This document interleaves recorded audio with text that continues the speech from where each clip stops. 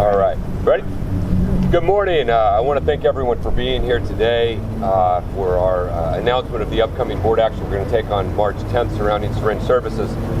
We have an obligation to take action to drive public policy in a way that we know will protect lives. We have an obligation to improve public health, to promote public health, to facilitate folks getting into drug treatment and recovery. And the simple reality is syringe services do all of these things.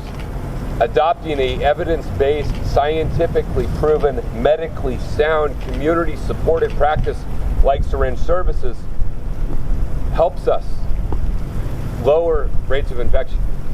It helps us promote public health.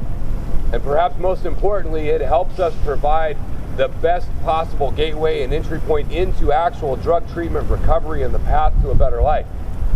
Now, some folks may not like the optics or the stigma associated with syringe services programs, but we can't let optics or perceived bias stand in the way of doing things that we know will make a positive impact and difference for those that we represent.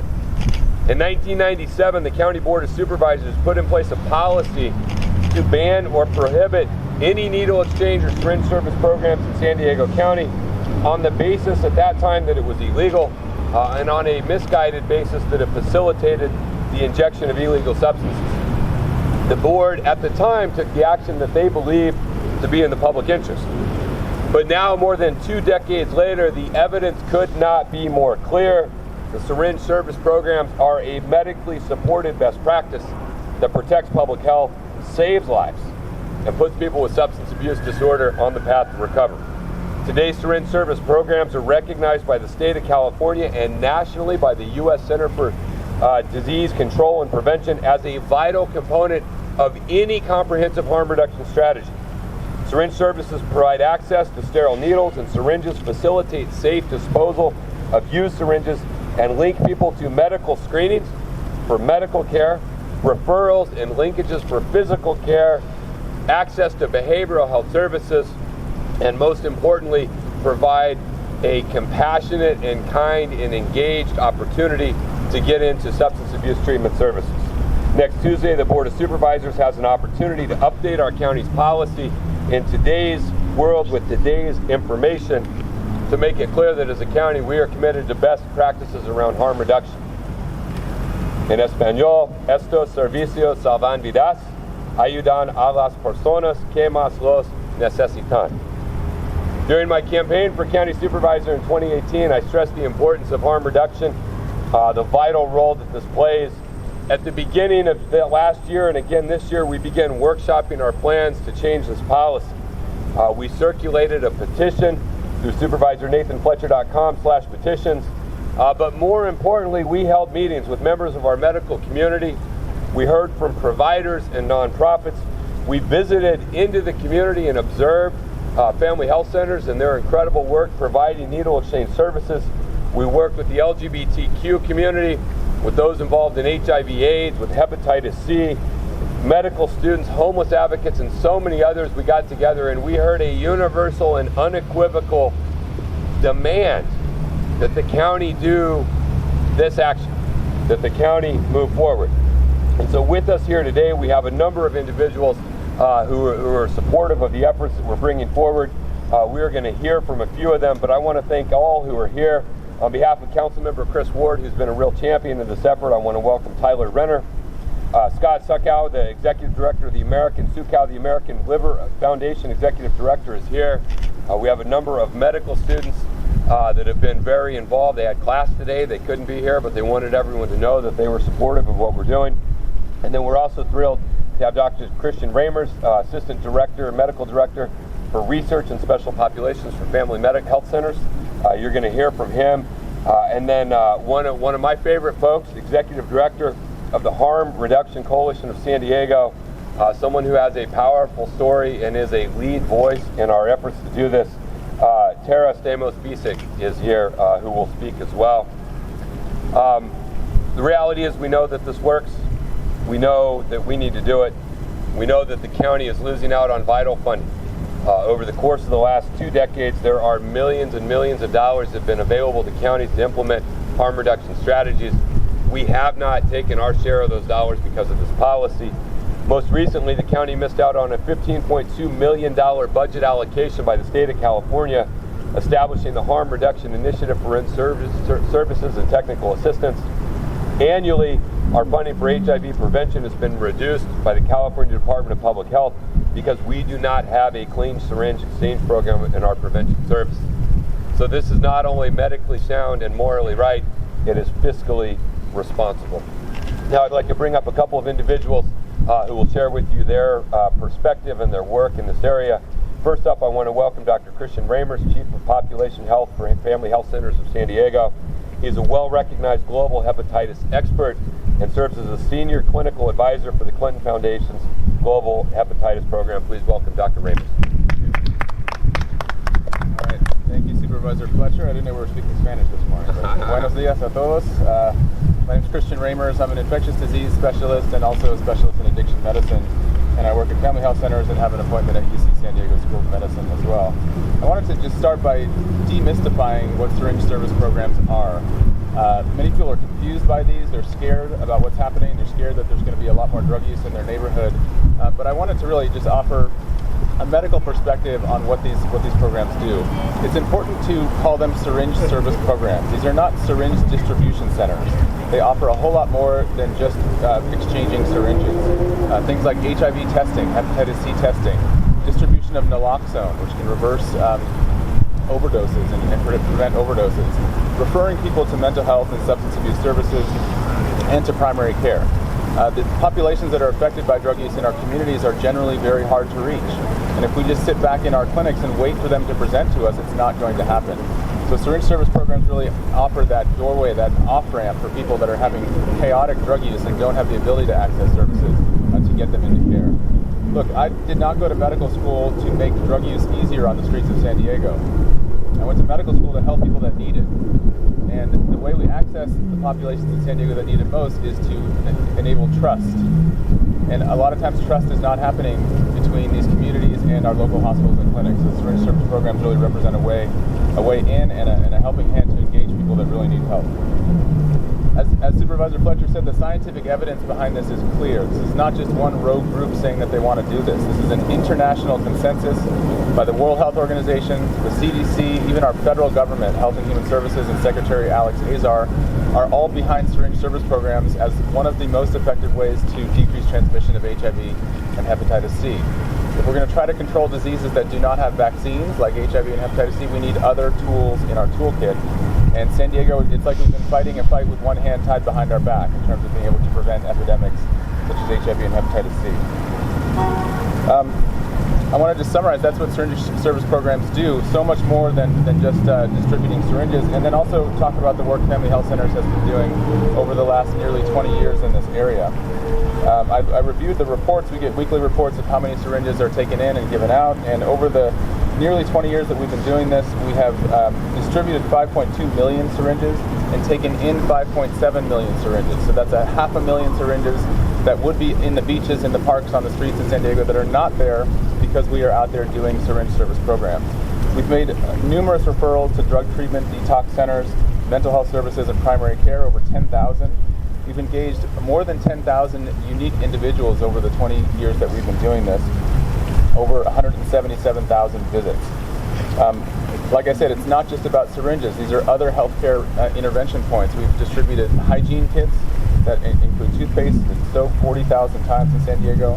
We have other harm reduction kits that can prevent some of the other consequences of drug use, such as skin infections, bone infections, and endocarditis that are costing our healthcare system a lot. Over 67,000 of those kits have been distributed.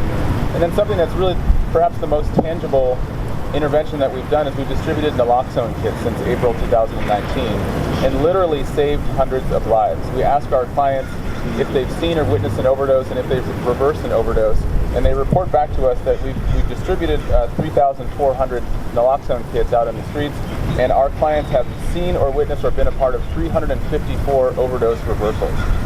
That's 354 people that would be dead, literally, just in the last year if we were not out on the streets doing this work. And there actually 8 of those overdoses occurred on site, so 8 lives that we have immediately saved with our own hands. So just to summarize, as Supervisor Fletcher said, this is not we are the outlier here. This is not some new practice. This is sound, international consensus, scientifically based, evidence-based things that we're trying to bring to San Diego, really to do what we want to do, which is take better medical care and allow our public health officials to take better care of these epidemics. So thank you for the opportunity to speak. Thank you, Doctor. Next up, I want to welcome one of the most tenacious individuals I've ever met. She has a powerful personal story. She has a real commitment to this issue. She has a lived experience that really puts a human face on the notion of addiction, but also puts a human face on the opportunity in front of us about the transformative power of launching programs that we know are best practices. She is the Executive Director of the Harm Reduction Coalition of San Diego County. Please welcome my friend, Tara Stamus-Bisek. Good morning and welcome. My name is Tara, and I just wanted to say that I have a lot of lived experience. I am your sister, your mother, your child, your neighbor, your friend. I am the person that you see on the streets that you don't know has used.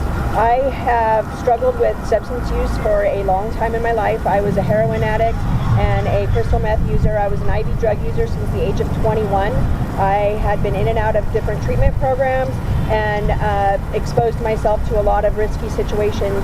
One of those was IV drug use. I had been using on the streets and sharing syringes for a long time with other individuals, and at some point contracted hepatitis C. I was not aware of syringe service programs at the time that I had started using, but when I did hear about syringe service programs, I was able to access a place that didn't make me feel judged. I didn't feel stereotyped. I wasn't stigmatized, even if it was for 3 minutes. I had access to sterile injection supplies and was able to keep my hepatitis C infection to myself and not spread it to other individuals.